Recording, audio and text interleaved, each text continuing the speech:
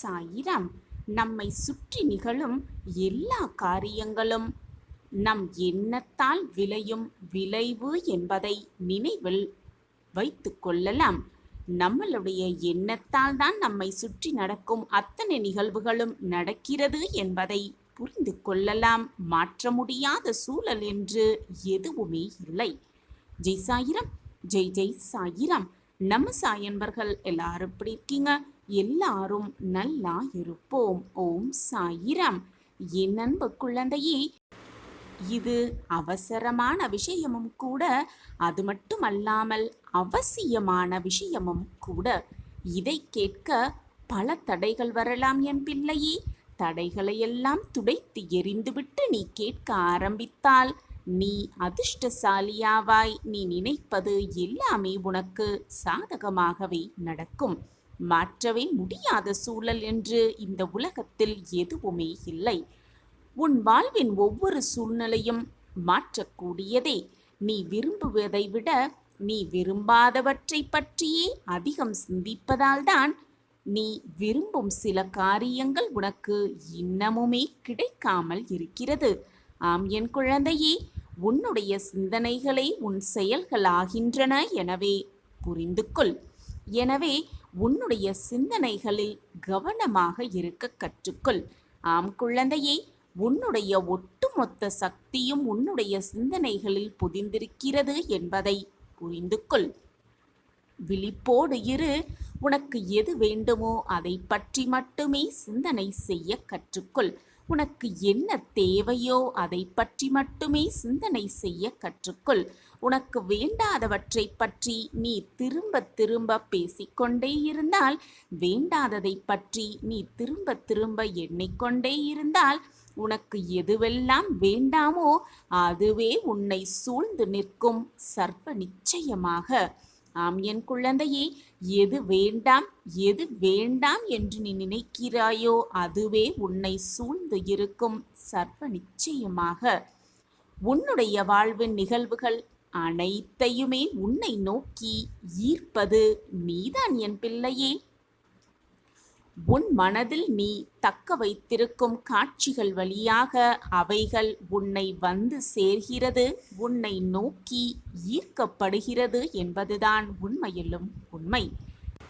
ஆம் என் குழந்தையே, உன்னுடைய உணர்வு எதை சார்ந்து இருக்கிறதோ அதையே நீ உன்னை நோக்கி ஈர்ப்பாய் என்பதை தீர்க்கமாக நம்பு, தீர்க்கமாக புரிந்து கொள்.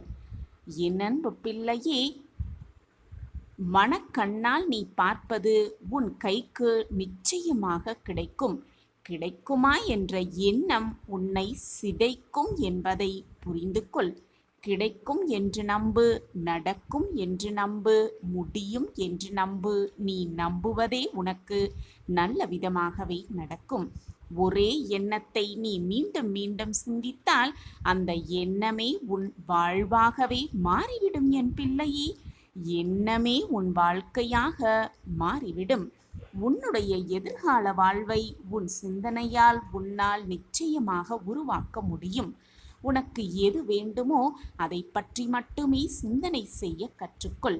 வேண்டாதவற்றை பற்றி ஒருபோதும் சிந்திக்க கூட செய்யாதே, சிந்திக்கவே செய்யாதே. உனக்குள் ஒன்று வேண்டுமா வேண்டாமா? உனக்கு ஒன்று பிடித்திருக்கிறதா இல்லையா? அது நடக்க வேண்டுமா நடக்க வேண்டாமா? நீ ஒன்றை நல்லதாக நினைக்கின்றாயா இல்லையா என்பதையெல்லாம் இந்த பிரபஞ்சம் பொருட்படுத்தவே பொருட்படுத்தாது. அது வெறுமனே உன்னுடைய எண்ணம், கற்பனை, உணர்வு மற்றும் சிந்தனையின் அடிப்படையிலேயே இயங்கிக் கொண்டிருக்கிறது என்பதை எப்பொழுதுதான் புரிந்து கொள்ளப் போகிறாய் என் பிள்ளையே? நம்பு. உன்னுடைய வாழ்வை எல்லா விதத்திலும் உனக்கு பிடித்த மாதிரி உன்னால் மாற்றி அமைத்து கொள்ள உன்னால் முடியும். மாற்றி அமைத்து கொண்டு மகிழ்ச்சியாகவும் நிம்மதியாகவும் வாழவும் உன்னால் முடியும்.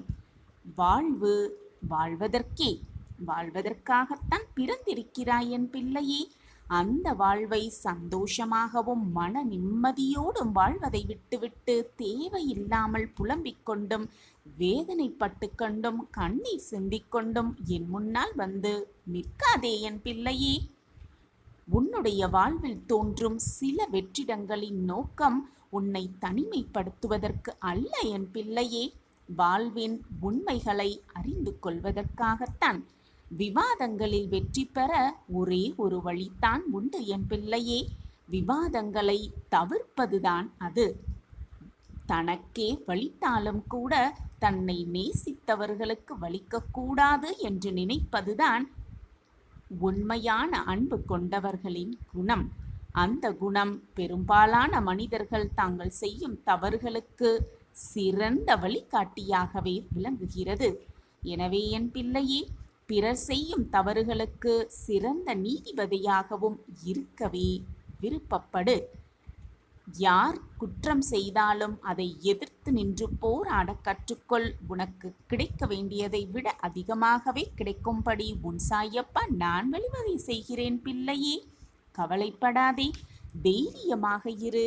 நிச்சயமாக உனக்கு பல தடைகள் வந்தாலும் அந்த தடைகளை எல்லாம் துடைத்து எறிந்துவிட்டு நீ வீர நடை போடும் அந்த வழியில்தான் நானும் நின்று கொண்டிருக்கிறேன். உனக்கு பக்க பலமாக, துணையாக, தாயாக, தகப்பனாக, அனைத்துமாக நான் உனக்கு இருக்கும் பொழுது எதற்காக நீ வேதனைப்படுகிறாய், வருத்தப்படுகிறாய், துன்பப்படுகிறாய்? அனைத்தையும் மாற்றி காட்டு உன்னுடைய எண்ணத்தினால். உன் வாழ்வையே மாற்றி காட்டு உன்னுடைய நல்ல எண்ணத்தினால். எல்லாமே மாறும். மாற்றம் ஒன்றே மாறாதது. வாழ்வு வாழ்வதற்காகவே. உன் சாயப்பா உன்னோடு இருக்கும் பொழுது எதற்காகவும் நீ கவலையோ வேதனைப்பட வேண்டிய அவசியமே இல்லைதானே என் பிள்ளையே. ஒரு மிகப்பெரிய மாற்றம் உன் வாழ்வில் நிகழப்போகிறது. உன்னுடைய எதிர்காலத்தின் வாழ்வை கருத்தில் கொண்டு நான் எடுத்த முடிவுதான் இது. நான் தீட்டிய திட்டம்தான் இது. நான் ஏற்படுத்திய மந்திர சாவிதான் இது. சந்தோஷமாக இரு என் பிள்ளையே.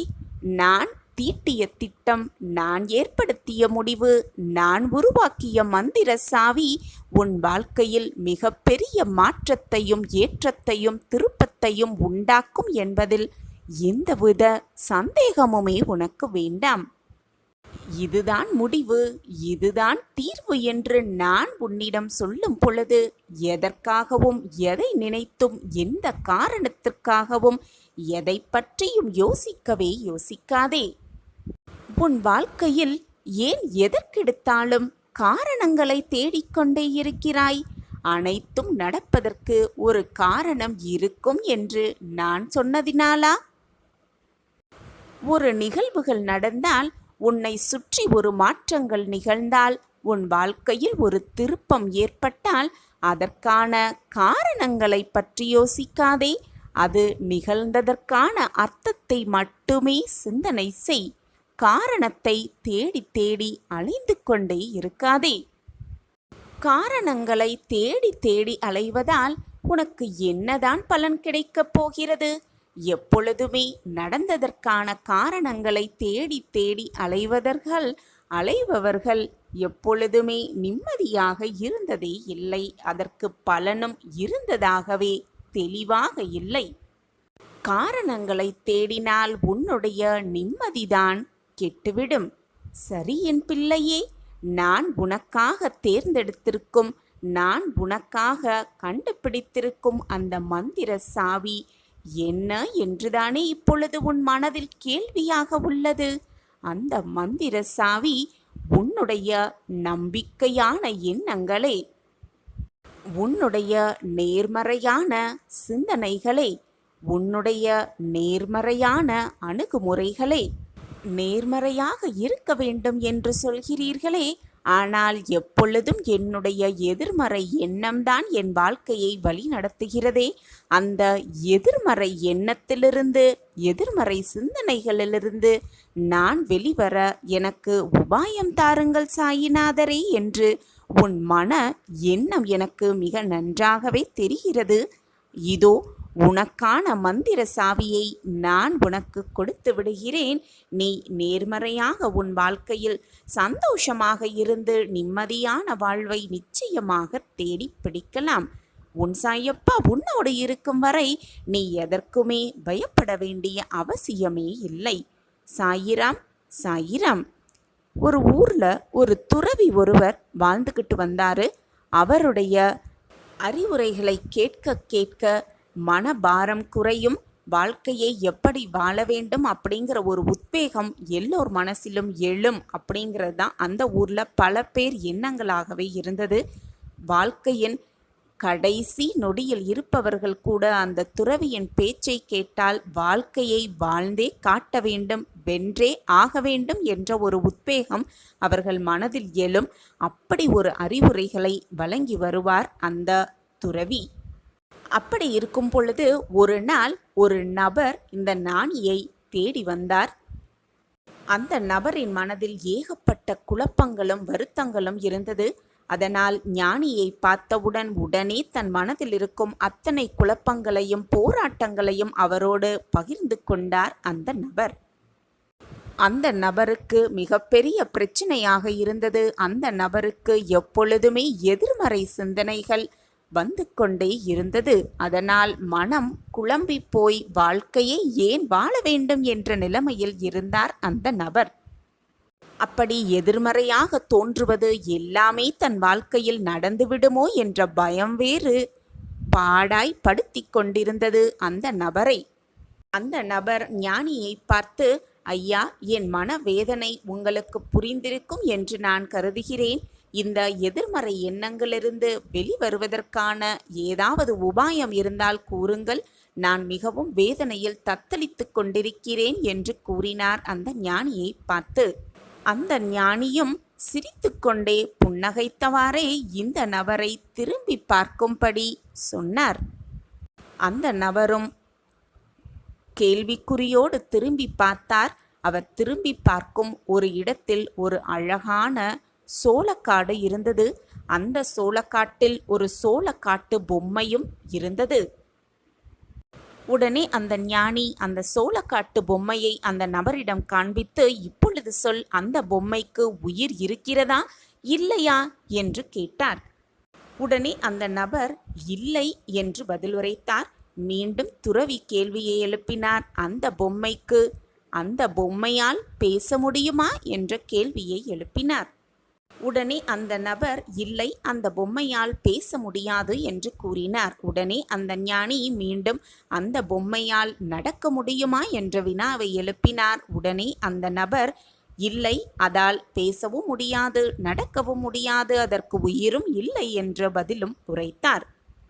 உடனே அந்த ஞானி சற்று புன்னகைத்தவாறே, பேசவும் முடியாத, உயிரும் இல்லாத, நடக்கவும் முடியாத அந்த பொம்மையை பார்த்து, ஏன் இங்கு வரும் பறவைகள் எல்லாம் பயந்து நடுங்குகிறது, பயந்து பறந்து விடுகிறது என்ற கேள்வியை எழுப்பினார். உடனே அந்த நபர், அது எப்படி துறவியரே? நம்போல் 6 அறிவு உள்ள மனிதர்களுக்குத்தானே தெரியும் அந்த பொம்மைக்கு உயிரில்லை, அதால் பேசவும் முடியாது, நடக்கவும் முடியாது என்று. அப்படி இருக்கையில் அந்த பறவை கூட்டங்களுக்கு 5 அறிவுதானே இருக்கிறது, அதால் எப்படி உணர்ந்து கொள்ள முடியும்? அதனால்தான் பொம்மையை பார்த்து பயந்து நடுங்குகிறது என்று பதிலுரைத்தார் அந்த நபர் துறவியை பார்த்து. இப்பொழுது அந்த துறவி பேச ஆரம்பித்தார்.